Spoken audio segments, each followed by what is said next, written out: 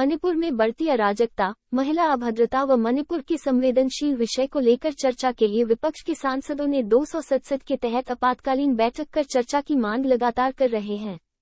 परंतु चर्चा तो दूर, कई सांसदों को सस्पेंड कर दिया गया, जिससे विपक्ष के सांसदों का संसद भवन में समक्ष धरना प्रदर्शन शुरू हो गया।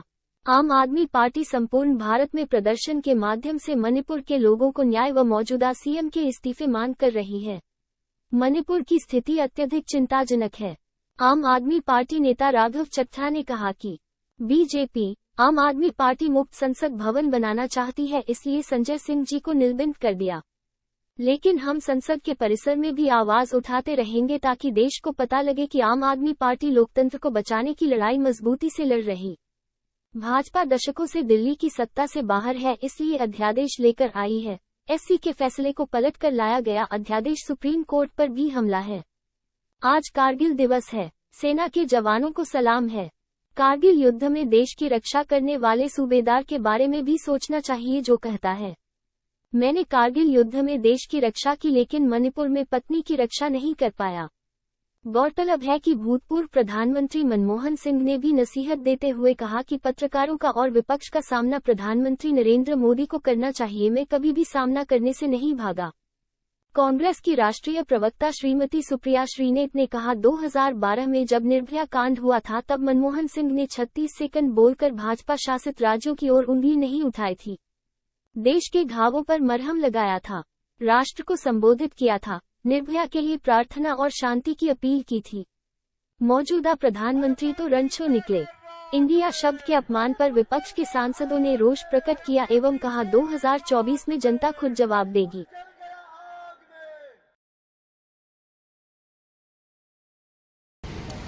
तू इधर उधर की ना बात कर, ये बता कि काफिला क्यों लुटा।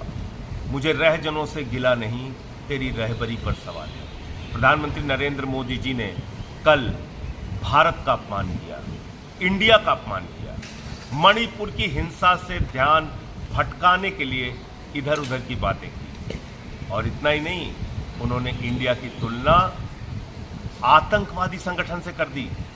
प्रधानमंत्री जी, क्या आपकी सोच इतने घटिया स्तर पर पहुंच सकती है? क्या वास्तव में आप ऐसा बयान दे सकते हैं भारत के खिलाफ, इंडिया के खिलाफ? हमारा अपमान कीजिए, देश का अपमान मत कीजिए, इंडिया का अपमान मत कीजिए, 140 करोड़ भारतीयों का अपमान मत कीजिए। आपने कैसे भारत की तुलना, इंडिया की तुलना आतंकवादी संगठन से कर दी?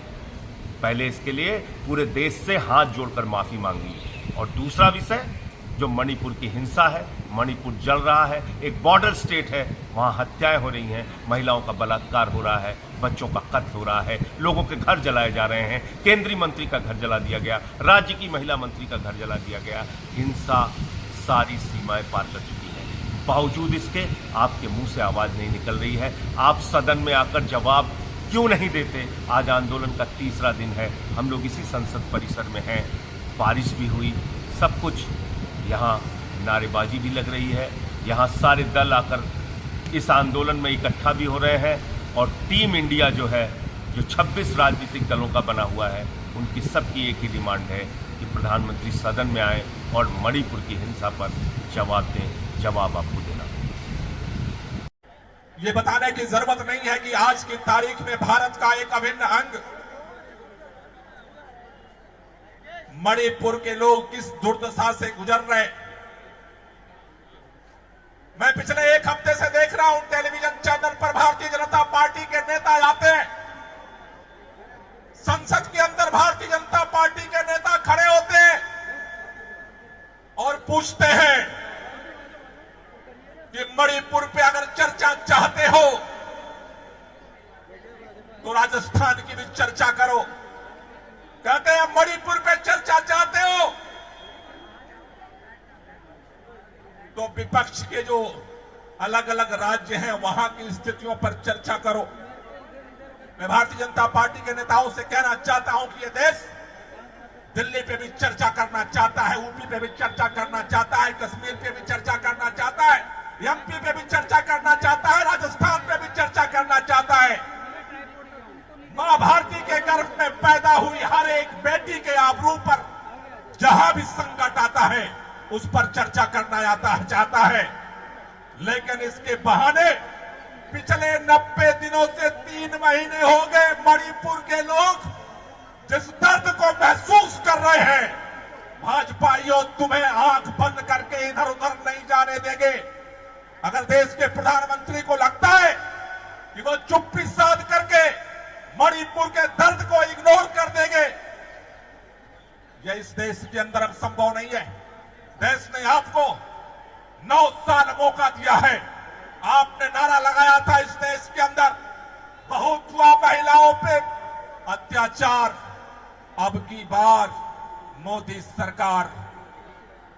प्रधानमंत्री जी, आपको मणिपुर में वोट मांगने जाने के लिए मौका मिल जाता है, आपको नागालैंड में वोट मांगने का मौका मिल जाता है, आपको तमिलनाडु में जाकर के वोट मांगने का मौका मिल जाता है, आपको विदेशों में घूमने का मौका मिल जाता है।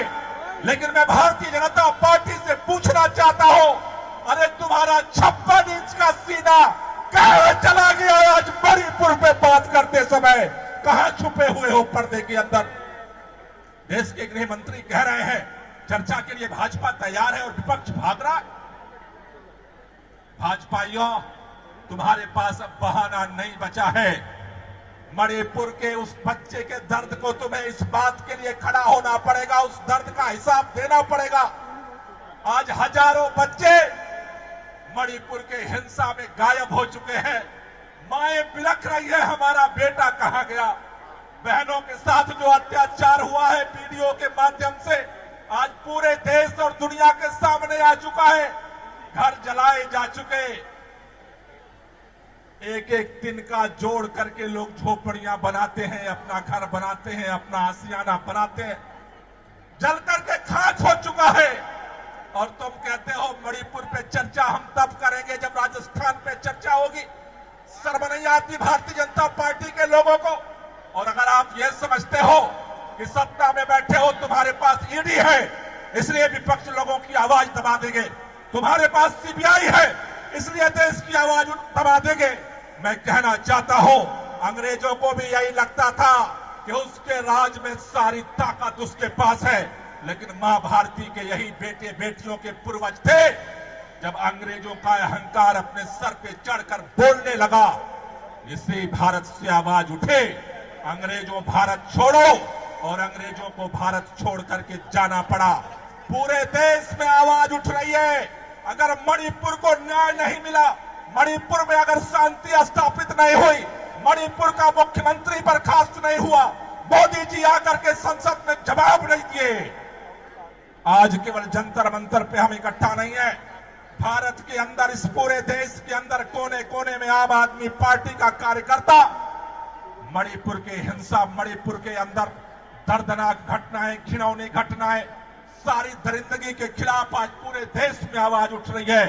अगर मोदी जी या तो चुप्पी छोड़, या तो चुप्पी तोड़ो, और या फिर गद्दे बेच गायब समझौता होने की स्थिति में नहीं है भारत। आपको दर्द हो रहा है इंडिया से, भारत खड़ा होते ही 56 इंच के सीने में दर्द पैदा हो गया।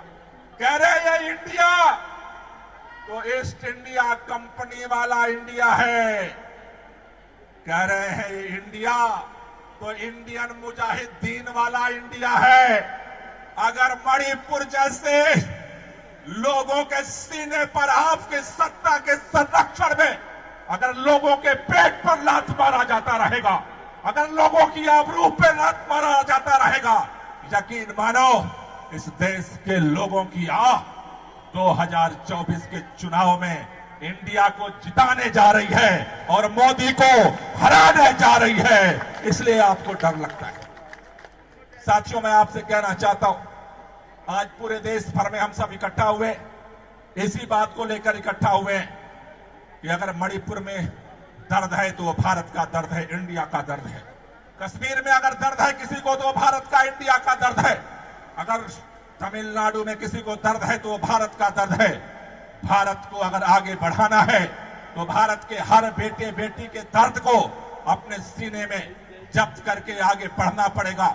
हमें सबके लिए एक दूसरे के साथ खड़ा होना पड़ेगा और इसीलिए आपसे कहना चाहता हूं कि ये लड़ाई, ये आवाज हमें घर घर पहुंचानी है। आज की तारीख में इस आवाज को इस मंच के माध्यम से हम ये भी कहना चाहते हैं, आज का आवाज को संसद में उठाने के कारण हमारी पार्टी के राज्यसभा सांसद संजय सिंह को जिस तरह से निलंबित किया गया है, आज ये पूरा सदन, आज सड़क पर उतरे हुए सभी लोग इस बात की मांग करते हैं, संजय सिंह का निलंबन वापस लो। डरो मत, सदन में आओ, विपक्ष के सामने मणिपुर को शांत करने की क्या कार्य योजना है, सदन के सामने आकर के अपनी बात रखो। पार्लियामेंट का केवल उद्घाटन करने से पार्लियामेंट का मान सम्मान नहीं बढ़ता। पार्लियामेंट का मान सम्मान सत्ता पक्ष और विपक्ष की देश के प्रति जिम्मेदारियों के निर्वहन से पैदा होता है। मोदी जी, मैं आपसे कहना चाहता हूं, आज खोलो या कल, मुंह तो खोलना पड़ेगा। मुंह खोले बगैर ये देश आपको नहीं छोड़ेगा। अगर आज आप चुप रहोगे, 2024 में देश में जाकर के बोलने लायक नहीं बचोगे। वोट के लिए तो जाना पड़ेगा ही लोगों के बीच में। आज अगर चुप्पी तोड़ोगे, तभी यह देश आपको सुनने को तैयार है। इसलिए आप सबसे कहना चाहता हूं कि आज हम एक नारा और लगाएंगे, संजय सिंह का सस्पेंशन वापस लो, वापस लो। राज्यसभा सांसद संजय सिंह का सस्पेंशन वापस लो, वापस लो, वापस लो। संजय सिंह का सस्पेंशन वापस लो, वापस लो, वापस लो। लोकतंत्र की हत्या बंद करो, बंद करो, बंद करो। लोकतंत्र की हत्या बंद करो, बंद करो, बंद करो। मणिपुर में हिंसा बंद करो, बंद करो, बंद करो। मणिपुर में हिंसा बंद करो, बंद करो, बंद करो। मैं बोलूंगा लड़ेंगे और आप सबको बोलना है जीतेंगे। दोनों हाथ ऊपर करके मैं बोलूंगा लड़ेंगे और आपको बोलना है। जो लोग इस लड़ाई में शामिल होने आए हैं, पूरी ताकत से आवाज पहुंचनी चाहिए। संसद परिसर में हम प्रवेश नहीं कर सकते, लेकिन हमारे पार्टी के सांसद, हमारे नेता संजय सिंह अकेले दम पर पूरी पार्लियामेंट के सामने इस मोदी की हुकूमत से लड़ रहे। हमें यहां से आवाज, उनको आज यहां आना था। हमारे राज्यसभा सांसद संदीप पाठक जी को आज यहां आना था, राघव चड्ढा जी को आज यहां आना था, लेकिन उन्होंने मोर्चा संभाला हुआ है, दिन रात वहां पे आंदोलनरत है। इसलिए उनकी आवाज, उनकी लड़ाई को मजबूत करने के लिए हमें नारा लगाना है, लड़ेंगे, जीतेंगे, लड़ेंगे, जीतेंगे, लड़ेंगे, जीतेंगे, लड़ेंगे, जीतेंगे, लड़ेंगे, जीतेंगे, लड़ेंगे। जीतेंगे। संजय सिंह संघर्ष करो, हम तुम्हारे साथ हैं। संदीप पाठक संघर्ष करो, हम तुम्हारे साथ हैं। राघव चड्ढा संघर्ष करो, हम तुम्हारे साथ हैं। लड़ेंगे, जीतेंगे, लड़ेंगे, जीतेंगे, लड़ेंगे। जीतेंगे। भारत माता की जय। हमारे चैनल के साथ जुड़ने के लिए सब्सक्राइब करें और बेल नोटिफिकेशन दबाना ना भूलें।